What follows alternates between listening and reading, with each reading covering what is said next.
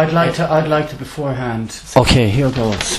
Please find below the outline of the complaint. All right, I'll just go through each point and then I'll ask you what you're going to do about it, and that way we can get it done quickly. Okay, so I'm going through a complaint from Joanne Morton, or Morton, at Lookahead Housing, sent to Emma, E-M-M-A, Lucas, on my behalf. A complaint that I made and instructed her to do, and my name is Ronan, R-O-N-A-N, Blaney, B-L-A-N-E-Y. And the complaint is a very simple complaint. It's in 5 points. The first point is, Mr. Blaney explained he was served notice at the same time that he received a re-diagnosis. Mr. Blaney explained that his former diagnosis of schizophrenia has been assessed and that his re-diagnosis of Asperger's led to a notice being served. Now, that is a very serious accusation. What do you intend to do to look at that? Okay. About it on the notice served, and the notice that man. What made you think that? You're here to clarify it. What made me think there was a re-diagnosis? The actual 11th, I got re-diagnosed. Yeah. And I got a letter from the Maudsley Hospital on the hold on here, on the 21st of July. Now, that wasn't taken to be the full report. The full report from the Maudsley came out, I have it here, on 30th of November 2012, and it was sent out by post, and it arrived on Tuesday around the 5th. And when did they do the... When the actual notice of eviction came about, it was handed to me on the 5th, the same day the Maudsley officially gave me a 20-page report. Yes, June the 11th. June the 11th. Yeah, it's just to help me the chronology. And you received the letter on 30th of November. I received the letter at the end of July, but I actually received the Maudsley report, the full report, that's 20 pages in length. I received this, as you can see, it's written here, on the 30th of November. Yeah, I can see that, the 30th of November, but the first letter was at the end of July. On the same day, I also got dropped as a WLMHT patient, and I got a notice of eviction. It was all done very quickly on the same day, and I don't believe in coincidences that are this big. One at the same time possible. 3 things at the same time on the same day, although probable, highly improbable, and highly unlikely, and I believe this should be looked into. Okay. What would you like to be done on this? Notice, only a notice, it says to enforce it is a long process that would ought to do it. There is no plan to do it. So, okay, the notice is worrying you, and the timing of it, yeah? I can suspend it if that's a big worry. Okay. There are several possible reasons for the notice being given out. The number one is that the wrongdoing up to this point in time was so wrong they just wanted to sweep it under the carpet and get me out quickly. But the alternative that's less serious, which is they just wanted to help me and engage with the service, I have in writing a letter from Lookahead Housing on the 14th of January 2013, and it says here, the reason behind the notice was to prompt you to engage with the service. The reason why a notice to evict was to make me deal with them, when legally I don't have to deal with them. The reason behind such a heavy legal action was to heavily encourage me to do something. Now this, in my mind, is a threat to engage in a care service that I do not want to engage with, that I have to volunteer for, and as such, threatening someone with eviction for lack of engaging with a care service is a lack of voluntary agreement. And to me this threat is very serious, and that's the lesser reason behind them giving me the notice of eviction. Now, the lesser reason isn't itself very serious. Ronan, you have a tenancy agreement. Tenancy agreement, all residents Okay, have we are diverting. I believe we've looked at this and he knows what the full details are, and he doesn't. I'm only here to help him clarify the investigation and how to find information, and I've shown him the information. It's on file at Look Ahead, and he can find it, so we can go on now to come to point number 2. Yeah. Can I, just before we pass to number 2... Put into the community, into unsupported housing. I was moved into Look Ahead under very high priority on the PAT application. They did not tell me about it. The PAT application expired within a year. I should have been moved out in a few weeks. I wasn't. They kept harrying me into a care plan that I wouldn't agree to, and I was told before coming in by Ken Little, social worker, that they wouldn't go near me or put me into care, and that I'd be out in a few weeks and living in a flat independently in the community, local to where I live with my Asperger's syndrome. That's important, the routine. And where I lived, local to where I lived, would not be a place unsuitable for someone as delicate as me as a council block like they would before. It would just be an ordinary, good quality piece of housing in the community. In other words, a 2 up, 2 down around Brackenbury Village or around off Hammersmith Road or something, where it's just a dwelling like any other dwelling, probably under the organisation or whatever you call it of a housing association. So basically what you'd like is that, I think we'll come back to this. One other point you have. I have to clarify this here. What I said was move into the community unsupported, independent. Supported basically means that there are strings attached and I'm under care that I haven't volunteered for. It's almost a roundabout way of me agreeing that a condition of me leaving to live independently in the community does I do it in care, which is a contradiction in terms. I want to live unsupported, independent in the community, and I want to live in a dwelling similar to a private dwelling.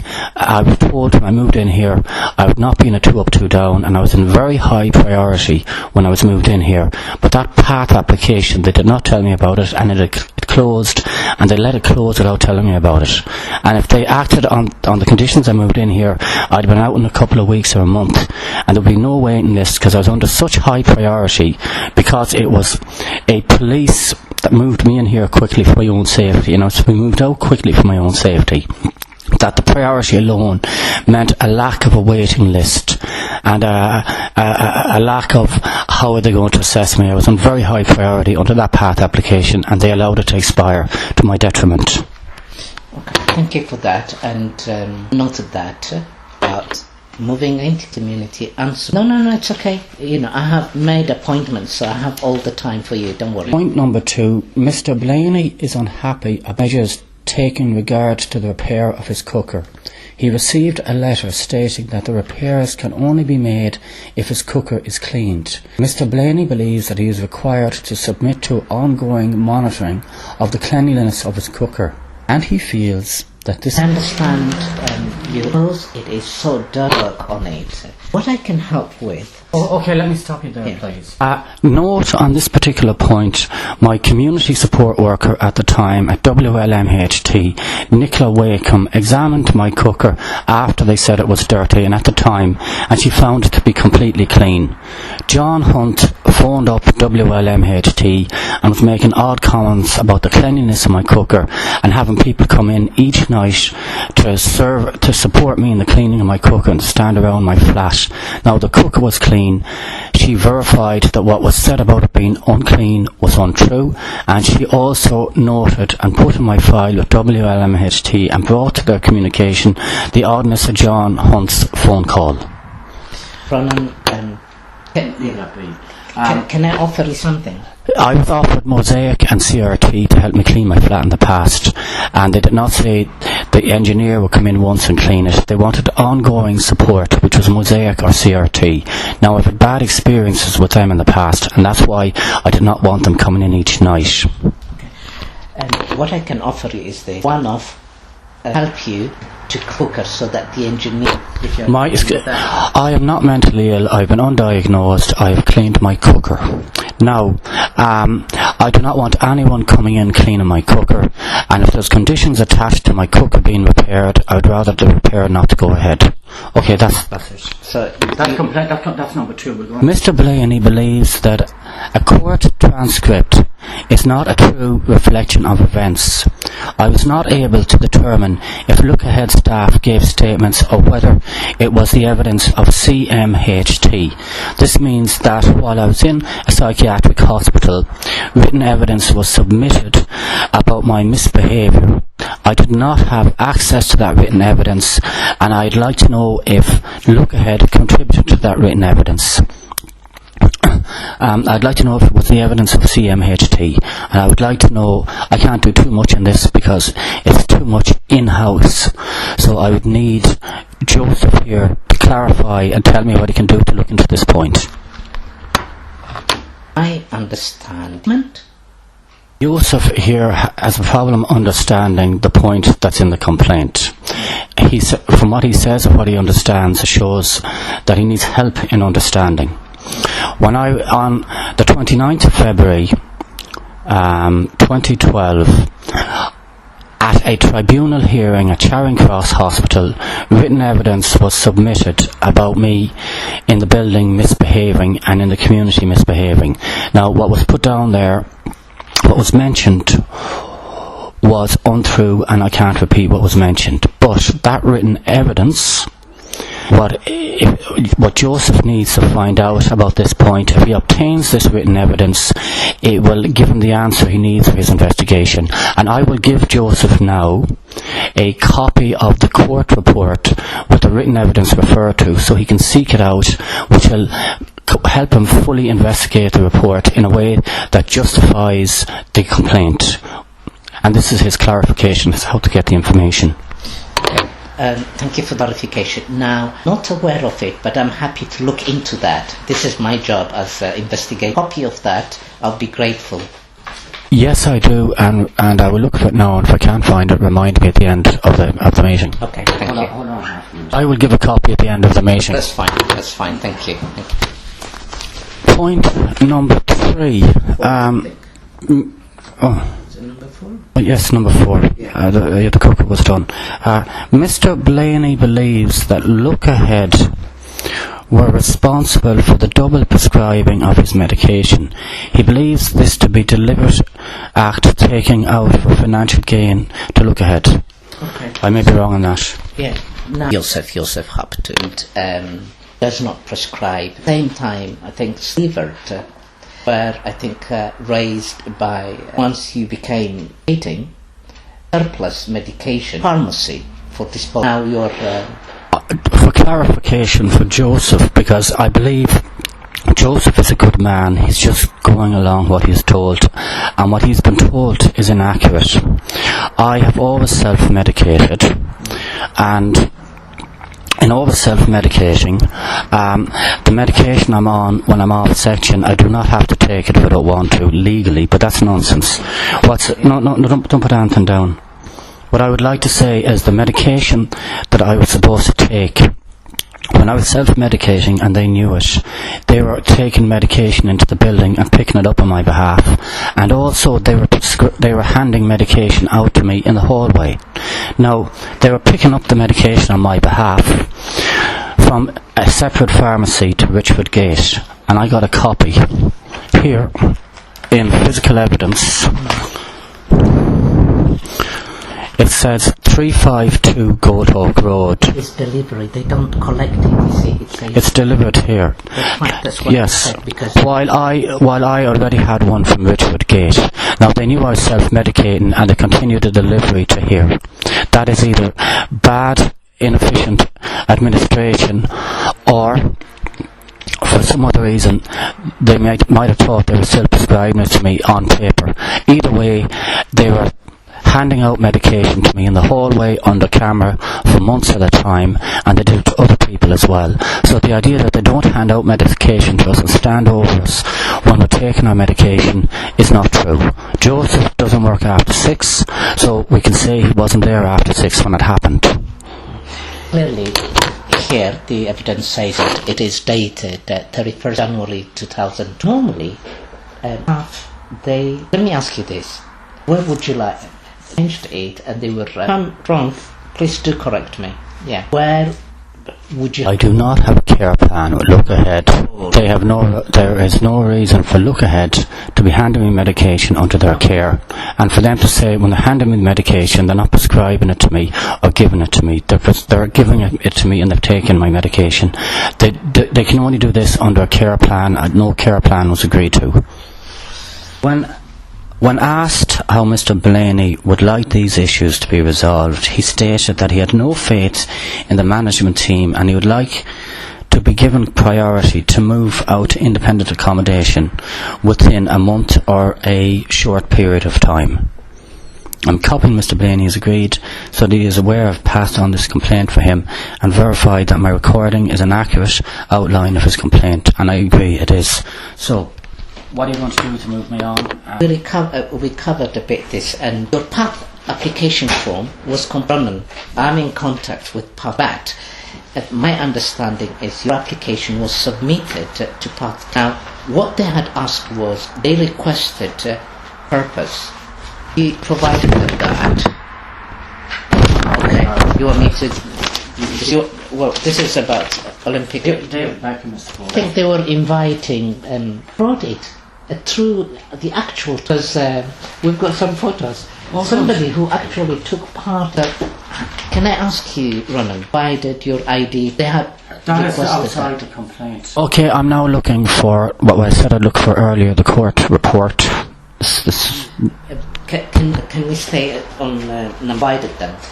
I will answer this in due course. Okay, alright, thank you. I am now handing Yousef a copy of the court report for the 29th of February 2012, where written evidence was given, and there's a question as to whether or not Look Ahead provided or were included in that written evidence, on which I was kept in the hospital, and there was an attempt to put and it had an effect on my diagnosis.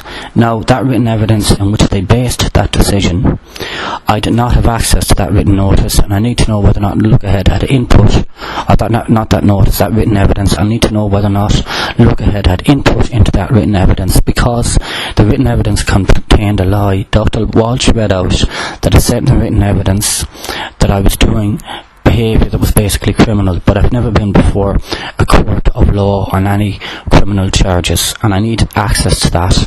In order for John to help him in his investigation, he must obtain this written evidence so he can defend, or he can answer the question that I've put together on that point in the complaint. The point of the complaint is... Where's the thing about the written evidence? On point number 3, Mr. Blaney believes that a court transcript is not a true reflection of events. I was not able to determine if Look Ahead staff gave statements or whether it was the evidence of CMHT. Now, at that court hearing, the written evidence on which they based their decision, on that written evidence, that has to be accessed so as to find out whether or not Look Ahead gave statements that was included in that written evidence, and see what the truth of those statements is. Yeah.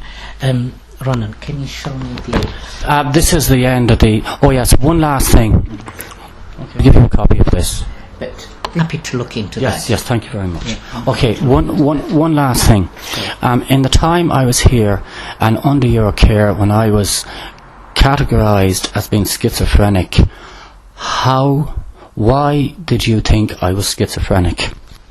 How did it come about that in your experience of dealing with me over time that you believed I was paranoid schizophrenic, especially when I may have been categorised as simply schizophrenic when I came in here? It was in non-CMHT by a PATH team. That's how it works. They don't do the assessment ourselves. One, we are not qualified to do that because it's the doctors who would... Okay, I believe Yousef has been of help. The last bit is just basically a caveat to the complaint. There's strictly nothing to do with it. And basically, the phone is ringing. But basically what this means is that when I was here, I was re-diagnosed as autistic. and it's unlikely that I'm the only person at West London Mental Health who's also autistic that's been improperly diagnosed. Now, I'd like to know what look ahead. We've got to get this done quickly because it's costing me money. I would like to know, since I was wrongly diagnosed with schizophrenia and re-diagnosed as Asperger's, and it's highly unlikely that I'm the only person, in mental health they look out for this according to guidelines, and the guideline I believe that they're supposed to look out for it under is Royal College Council Report CR136 Autistic Spectrum in Adults. Now, I understand I'm asking a lot, but I'd like to know what you've done under this Royal College report, since you do the work of mental health, in looking out for mental illness, how you incorporated this into your policy. Now, all the residents we have, or yourself, you have been the client of this. It's not as that severe here. Thank you very much for your information. I would like to give you the report, but this would involve you in my care, and that was not a condition of me moving in. I would, however, like if Olu could be the person to look out for autism or autistic spectrum disorder, and if she could be versed in CR136. Locally in the area, it is recommended in the CR136 Council Report on Autistic Spectrum in Adults that there is a local champion or an organisation champion. I think that Olu definitely has the skills of subtlety, and she also has a postgraduate degree, which means she's educated to high standard to take on board the CR136, and I would ask that she gets to read this and is the person who looks out for autistic spectrum in this project and makes any recommendations that Yousef might need.